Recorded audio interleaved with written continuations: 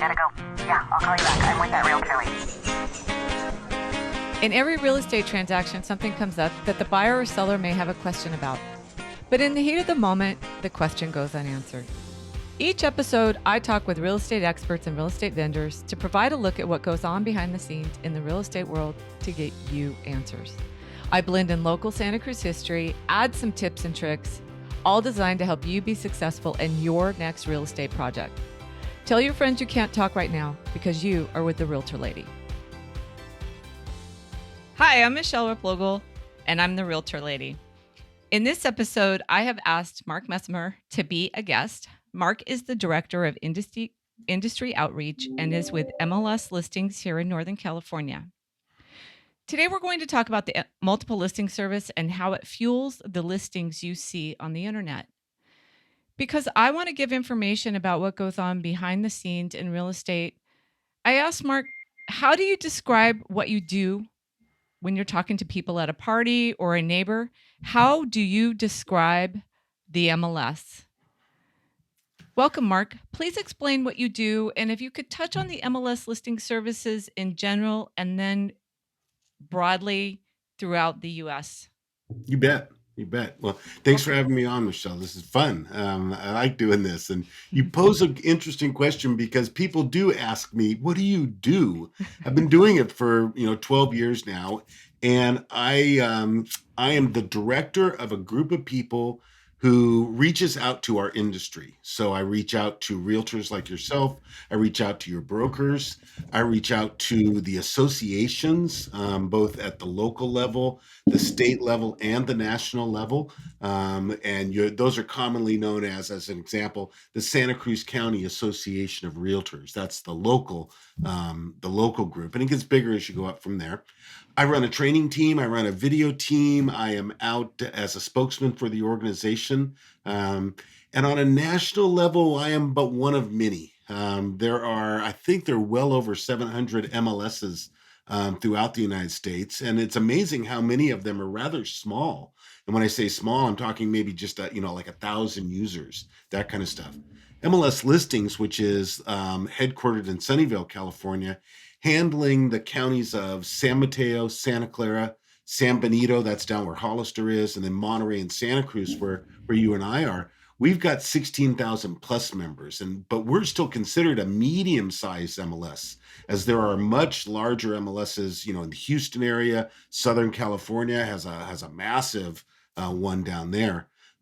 But as I said, there are many of us throughout the nation, some very large, some very small, some very technically oriented, tech savvy, as I'll say, as we need to be here in Silicon Valley and the surrounding counties, and others, just working it off I won't say shoebox, but certainly a lot less technology involved in their organization. So, and we should just say again, MLS is multiple listing services.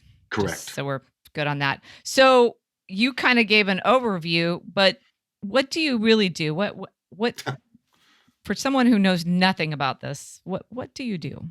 So back in the day, and this is, back in the day when my father in the 60s and 70s was selling real estate, we're talking pre-internet. We're talking what looked sort of like fax machines that were in the corner of the office, and every once in a while they'd come to life and a listing would spit out, okay? Or even before that, if you wanted the list of homes that were for sale, you got in your car and you drove down to one of those associations I talked about, and once a week they'd hand you a book. And that was the MLS, and people still know them as the listing books. And when you were a realtor back in those days, you didn't give away your listing book, right? You didn't loan it to anybody because your career, your livelihood was in that book. And then came the internet and all the things that the internet has brought forth. But one of those things that really has brought forth in the real estate world is the consumer, can now look not directly at the listing, but at a consumer's view of the listing. So there's a real difference between what the consumer sees and what the real estate professional sees. And that's the level of detail about each individual property. My role in this big game is I teach realtors how to use our data. how to find properties for their clients, how to move those properties to their clients. Um, Everything from, hey, I just need a 3-bedroom, 2-bath on the east side kind of thing, to no, I need a horse property, and it needs to have 5 bedrooms. Now it needs to be in a very specific school district because that's where my kids go, and I don't want to move them in the schools. So very complex searches, very easy searches to go by. And it is all different types of properties, from your basic single family, your condo, your townhome, your mobile home. We've got those. Vacant lots, commercial. You can buy a store on the MLS. So we handle all different types of real estate, what we call property classes. I actually, there's not a lot of rentals that come up really, but one time somebody told me they needed a rental. I happened to be on the MLS that time, told them about it, and they got it. Yeah. Such a random thing. Yeah, it's, we're not known for rentals, but there's some in there. Yeah. We sort of let the internet, the Craigslist, sort of handle that thing called rentals. We focus on the sale or the commercial leases a little bit. So yeah, rentals are tough, but they're in there. So when we were talking earlier, you had kind of mentioned how Zillow, you were going to kind of talk about Zillow and the influence. Yeah. So what's Well, your... that's that party question. That's what do you do for a living? I give them the short. I work on the real estate side of the world, and I work with the real estate professional. And usually that person says, "Oh, just like Zillow." Ah. And we are so far from Zillow. We are just the complete opposite. So when a listing agent, what we call a listing agent, that person who sits with you in your living room and goes over the presentation of how they're going to present your property to the rest of the buyers out there, they take a listing agreement, and their broker decides where it goes in the internet. I want it to go to Zillow and Realtor.com, and there are literally hundreds and hundreds and hundreds of different types of real estate sites. The biggies are certainly the Zillows of the world, the Realtor.coms of the world. MLS listings, my little tiny little MLS, we have MLSlistings.com. Now, but we are the generator of the data that feeds Zillow. Okay. And we don't send all the data to Zillow. We just send what the broker wants us to send to Zillow. And that's the key thing of when you're looking at Zillow, when you're looking at Realtor.com, nice place to look at the pictures, but when you really need to know about the property, you really need to connect with a good realtor to get all the missing pieces of that puzzle that is involved in buying property. The biggest misnomer I find with Zillow is people who are trying to sell contingent, and then that word contingent is there, and they think every seller is allowing a buyer who is contingent to buy their property. That word is used, the same way, and people get confused by some of the terminology. They don't really understand what stage of contract it's under. Like I'll say, they'll say, well, I saw that it's, basically in contract on Redfin or Zillow. Right. And then I look up, it's pending, it's gone, it's closing tomorrow. Absolutely. It's, game over, and they're disappointed. It's getting a little bit better, but I noticed that in the early stages of Zillow, we were the dream crushers, and we would end up getting kind of yelled at, or people would get angry with us because it's like, well, I saw it here and this must be right. And yeah, the challenge for the consumer is understanding that Zillow is truly the wild, wild west of real estate. You can put anything there. And back in the day, as you were talking, realtors could put things on Zillow that they weren't allowed to put onto an MLS, because an MLS has rules wrapped around it. And those rules are there so that the industry stays cooperative, the data is accurate, and more importantly, that data is timely. Because the last thing is, you fall in love with a house, you really want to buy it, but you find out that the real estate agent didn't change it to pending, didn't tell everyone that listing is no longer truly on the market. But in the meantime, you've fallen in love with the kitchen. And now, as you say, your realtor gets to come back to you and say, it just wasn't timely data. That's the key difference between working with a realtor who has access to the MLS, which is the headwater of the data, versus working with the internet where anything goes. I had a client about 3 years ago. We listed her property and I had new photos taken, and she was more of the director of the angles this time because it didn't sell before, and we went through it all, and she didn't like the old pictures, and she wanted them taken down on the internet. And I said, well, there's not an 800 number for the internet. Right. I can't just call up the internet and say, you got to take those pictures down. Right. And Zillow they're bad about that. They're bad about leaving stuff up that even when the new photos come in, they don't replace them, even though I think it would be better for them. It's not always advantageous for sellers. Correct. You really, and I will, to Zillow's favor, I will say that lately, if you get your MLS involved, and you have us call Zillow, because Zillow does not want to lose what we call the data feed, especially for Silicon Valley and the surrounding counties. We are the platinum real estate area, probably in the United States. Right now, they need to stay connected with us. So if you get your MLS, you get your realtor involved, the realtor gets the MLS involved, we'll make that phone call and we'll have those photos either, taken up or added to or whatever you need. But the person who took the photos is the person that needs to call the MLS. They are the owner of the photos. So challenges in many places, but we are the headwater of the data. We can get things taken care of for you. So if you were telling this person at the party something about Zillow versus your service besides the headwater of the data, there's what other features are there that are I benefits think to the consumer? Yeah, I think for the consumer, one of the challenges is all those things that are wrapped around the concept of the Zestimate, right? That estimate that I saw. Yeah, everybody breathe. Talk about challenges in the early days, right? Here comes this organization. No one knew their name. What's a Zillow? Right. And then they started coming out with their own pricing, right? We think your house is worth X, right? In the beginning of those things, here's where the challenging came from. Zillow liked to take a look at a complete zip code. Okay, so let's take a look at 950. I think it's 30. Is that the Santa Cruz area? No, we're 60. 30 is Los Gatos. Los Gatos, yeah. Mm-hmm. So 95060. Now that's the downtown Santa Cruz area, but that zip code also stretches to the top of Bonnie Doon. So Zillow is trying to compare all 3-bedroom homes from downtown Santa Cruz all the way to Bonnie Doon. And according to the math all thinks they're the same. So from the premise of the Zestimate, there's no way it can be accurate.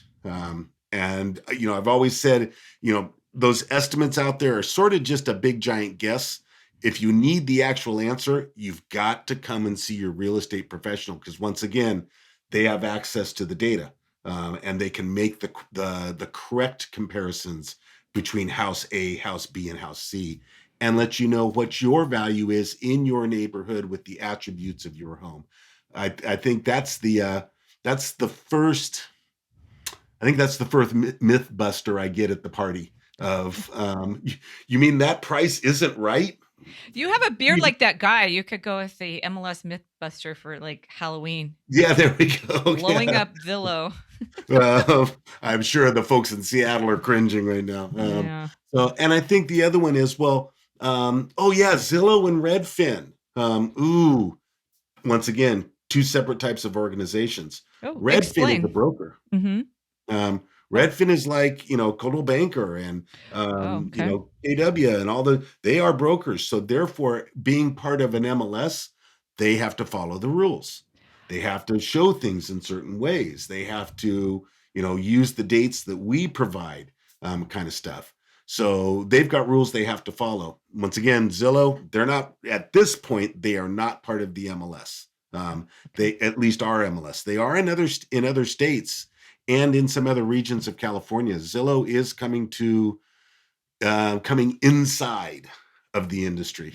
They just haven't gotten to us yet. Yeah, we don't even want to get into iBuyer and all that awful Yeah, stuff, that's a little which I that's a don't think different topic. will work here anyway. Well, that's interesting because by and large, I noticed that Redfin does estimate lower than Zillow.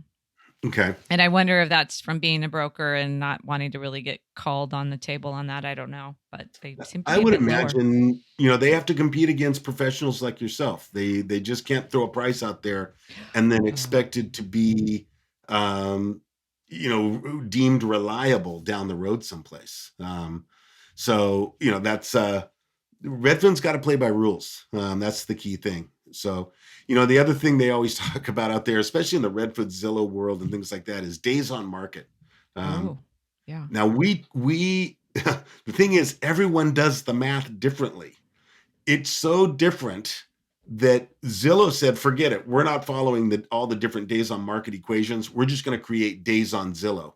And so if you look at those websites, they say days on Zillow, but it may have not gotten to Zillow for, it went on the MLS first and then it got to Zillow 10 days later. The two numbers are not going to match up. So when you're working with your real estate professional and you're looking at 123 Main Street and you say, but look, Zillow says it just came on the market. No, your professional realtor can tell you exactly when it came on the market, because there are lots of pre-market stages it can go through on its way to becoming an active listing. Yeah, we used to be able to go in and kind of manipulate some of the information on Zillow or add more pictures or comments and stuff, and they've completely locked us out of all that. Yeah, they've shut it all down. It got a little too crazy out there. Oh, did it? Yeah.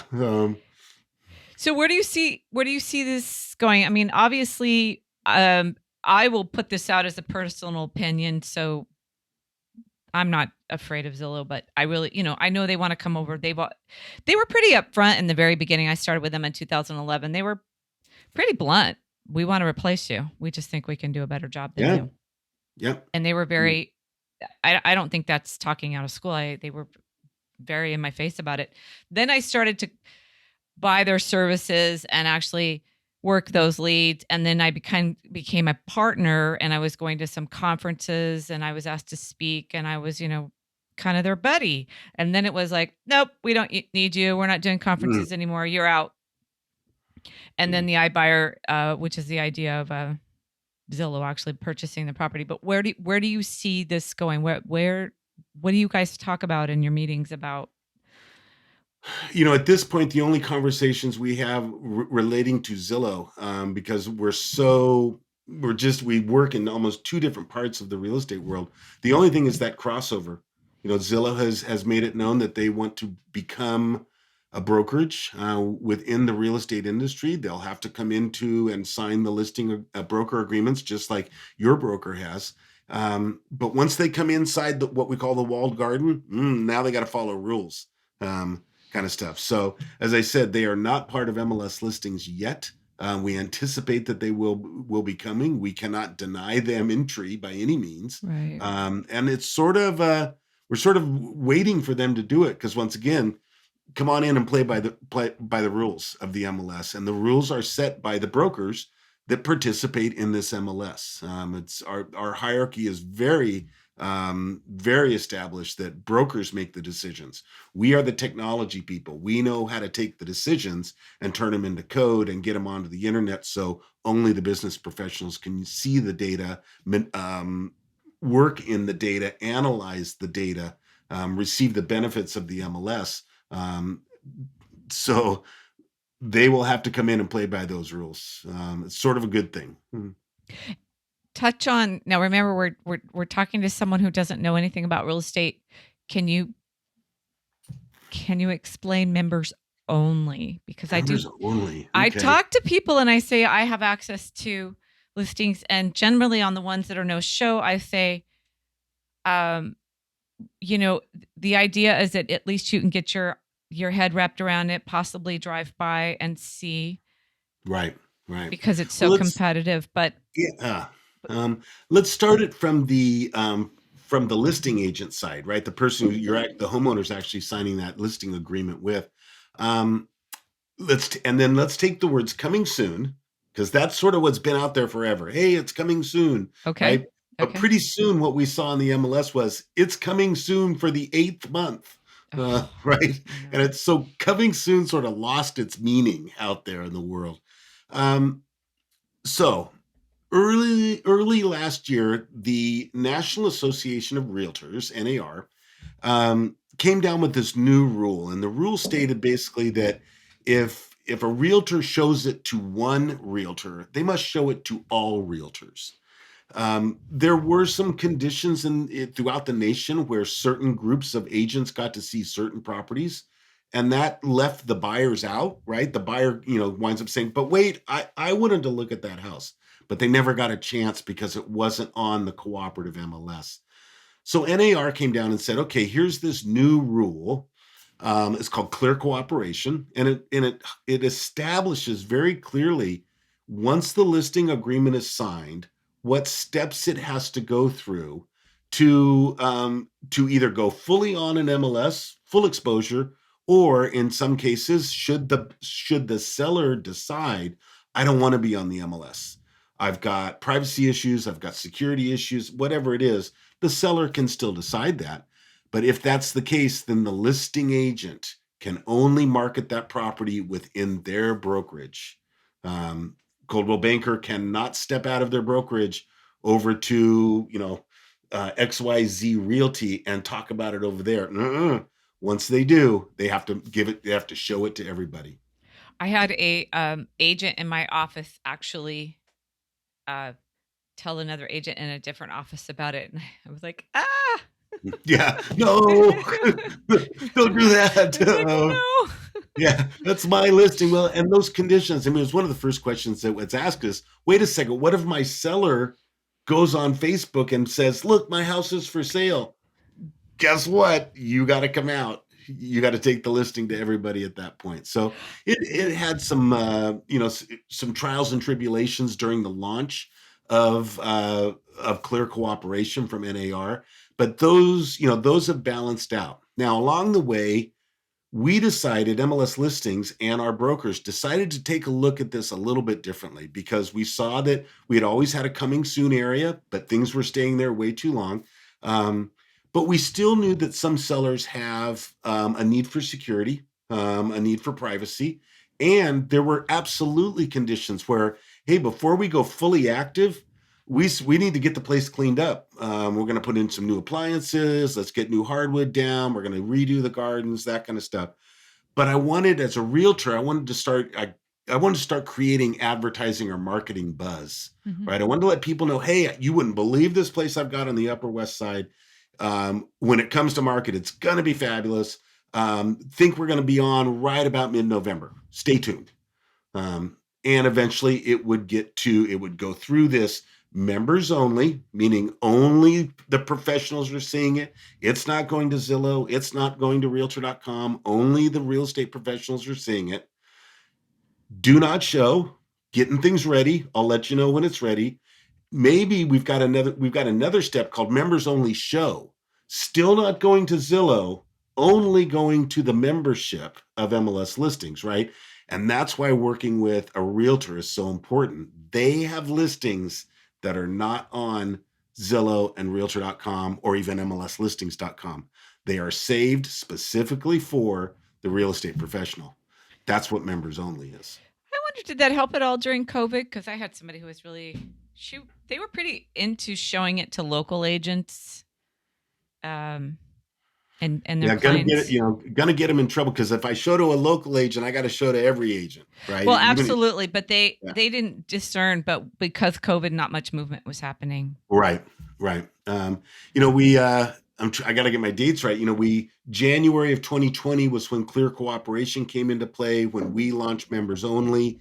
By midway through March, we were all locked down. So it was just getting started. People were learning how to use it. Listing agents were using it as part of their marketing strategy. I'm coming to the market slow. I'm going to creep into it, kind of stuff, versus, hey, I'm just going to go active, put the pictures up and get this thing done by the weekend. So we sort of had to trial by fire while in COVID, while in shutdown. It matured on its own. It really did a nice job of, but we relied once again on the opinions, on the communication from the realtor in the field, the broker that they work with, and then the communications back to the technology folks to tweak it a little bit, make it a little easier to use. Right now, we have no issues with it. It's people have adopted it. It's being used. But once again, we're an MLS, so we can guard it. We can make sure that listing agents aren't saying it's members only, do not show, but we'll be open this Sunday. Just go ahead and stop by. Right? Well, I no, know we don't. We somebody who scrub did all that. that stuff. Keep everybody honest. It- yeah. As best No. as possible. Yeah, I mean COVID was interesting. That was an interesting time to do the you had to sign in and do Yeah. all that, and you guys really helped facilitate a lot of that, make it a lot easier. It was And hard. to our, I guess to our honor, but to challenges, we're the ones that had to shut off the open house dial, right? Because when the counties came out and said, that's it, no more looking at houses, physically being in the open house, Yeah. we're the ones that had the little pieces of code that we had to shut off until the county said you can bring them all back up again. And we had to bring them up county by county. So we'd never done that before. That's like saying, shut off all the lights in Santa Cruz. Well, we've never done that before. It worked.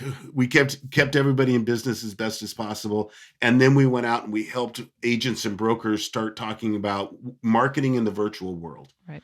The virtual tour, the FaceTime. As you walk around, I'll be in the house, you'll be at home. I'll walk you through the house on my own, those virtual tours that way as well. So we all adapted on March 16th, is what we say at the MLS. That was our day to go at it and do real estate differently. And we're still doing it differently today. The best thing about COVID, I thought, was, and the virtual tours actually helped, is that the armchair real estate watcher or fanatic kind of went away, and we became more back to where we were. If somebody was interested in a house, they would come see it. They wouldn't come to judge it, or it just was a sport for a while. Right. And it turned it back into what it should be. You want to buy a house, go look at a house, and right. COVID helped kind of clean that up. And that was kind of nice. And then the virtual tours really helped because people had that option of they could pop in. And then once I kind of figured out, well, I'm just looking, because we had a few people early summer that would come in and they would be just like, I'm just looking. And they realized that was a lot of trouble. I had to sign in and go through all that. And then it's like, okay, I'm not that interested. Right. And were they making an offer, or were they just sort of testing the marketplace? Right. That kind of stuff. Well, and some people have just I think it's the HGTV syndrome of people just like to see houses. It became something you look at, and I think they just kind of went back to watching TV and not really popping in those virtual tours so much. Right. Well, that was all super informative. What else do you think we could? What else is going on out there these days? Photography and the video presentation. I always let my agents and my brokers know first impressions are so important nowadays. Staging, as the seller, that presentation you are making on the internet, right? You've decided to really go all out on the internet. We'll get that staging done. This is the part where you really trust the veteran real estate agent, the veteran realtor to come in and bring in their subject matter experts. I've got a stager for you. I've got a photographer for you. We're going to do drone photography. Yes, the consumer is not only selling online, but the consumer is buying online as well. And I have a prime example of my eldest daughter and her husband who are in the Army. He got reassigned from state of Washington to North Carolina. Now they didn't have that opportunity to, race back and forth and go do open houses and things like that. They bought a brand new home online, sight unseen. There's this different approach to buying now, but it all came down to my daughter Allison made the decisions based on she told me based on the photographs and the video. She was able to envision her stuff in that house. Wow. She saw the clean lines, she saw the open atmosphere, she saw the playroom, that kind of stuff. And she said the homes that told a story with pictures were the homes that she was interested in. Wow. So, I highly recommend the sellers out there, listen to your professional realtor. They'll tell you, they'll show you, they'll walk you through telling that great story that buyers will be attracted to. I sell a couple houses virtually every year. The only thing, my last buyer, she said I should have checked the lighting more because she liked that it was so close to a tree, but it was darker in the afternoon. So the only Right. thing I would say is if you're doing that, ask the realtor to turn off the lights. Yeah. Yeah. I mean, little things. I know that, when I bought my house up here in the Santa Cruz Mountains, I used to come up and I'd park on the street because I wanted to hear what the noise was like. I know my realtor showed it to me when it was real quiet, but I wanted to hear the school bus come up the hill. I wanted to, was there truck traffic going up? And at that point, we didn't have as many airlines flying over the house as know. as we do nowadays. So I was a little surprised when I got up here and went, "Ooh, I should have come up here at 10:30 at night." But look around. I mean, the tools even that the MLS and MLSlistings.com, our public site, provides great mapping tools. Use that Zillow tool we put in there. Look out the front window, right? What am I looking at on the other side of the street? What's that neighborhood like? There's so many tools for people to look at, but when it comes down to, I'll keep saying it, when it comes down to the details of the property, you've got to get a realtor involved because there are disclosures and they know things about the local laws, right? Or the local regulations, sewer laterals. That's the big one in every county, right? You don't want to get into a situation where you're caught by surprise when your water company, 2 months after you move in, decides they're going to do a giant rate increase on you. Yep. Well, it'd been in the news for a while, but you didn't see that on Zillow.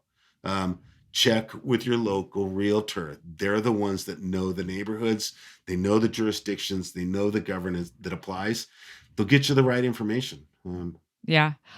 It's interesting to me because I can look at a listing and I could tell so much information by that, and I could give that piece of paper to like a new agent and it doesn't mean anything to them at all. And there's so much data in there for me. There's days on market, the agent, the where that agent is from, if they're local, there's just so much in there. So much involved. Absolutely. And I think the last big topic, Michelle, is ADU. Yeah. Everybody wants to know about, does it have one? Can I get one? Where can I put it? What's this? What's that? You and your counterparts here in Santa Cruz County, Santa Clara County, San Benito, San Mateo, and Monterey now have this great tool only from the MLS that allows you to basically take all the codes, the regulations that are established by counties and cities, get it into a software program where you can I want that style of ADU on this property. I'm going to drag it over to the corner. Let's spin it 90 degrees. Will it fit right there? Perfect. Now, what's that going to cost? And it goes through these different calculations. So it allows both the buyer and the seller, if they're working with an MLS listings agent, to, take a look at, boy, if I put in an ADU, I could possibly rent that out, or Airbnb it, and that could help pay for the mortgage, or, hey, I can move my family member in that wants to, be more closer to the family. ADUs is a giant topic, but we've now been able to take the code and get it into a tool that the listing agent can literally just drag and drop and hit report and present that to the buyer or the seller to make a good decision on that. You just put that out, right?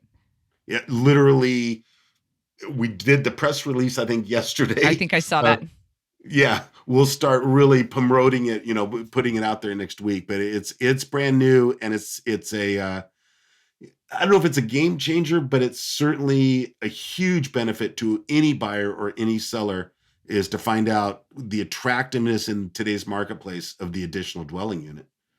That's really interesting. I did a screencast video on the GIS, but that would probably be a good one to practice that and show that Yeah, how that works to someone absolutely. or the public, as it were. Well, awesome, Mark. I really appreciate you coming on. And when I go to a property, they've got their phone, and it's Yep.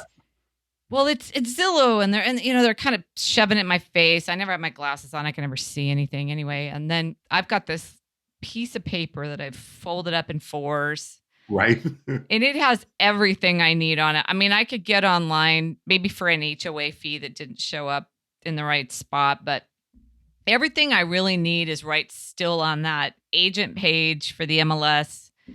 And then there's personal questions or more detailed questions, of course. Right. But it's just really funny. But I saw it here, and so, it's okay. I'm sure Zillow and Redfin have done their bit to actually help us get more business, but at the same time, it's just not as good. Yeah. MLS data is guarded. There are rules wrapped around it for accuracy. It is absolutely as timely as you can get. And it not only includes the information about the piece of property, but it includes the tax information, the assessment information, the ownership information, the mortgage information. The MLS provides the real estate professional with every piece of data, not just what a independent third-party website wants you to see, so that you just keep clicking, right? Yeah, so they can sell leads. Exactly. Exactly. Well, Mark, I really appreciate your time, and thank you for having patience with the tech and coming on. Oh, no problem. And That's what we do. Glad to help. Love to have you on in the future.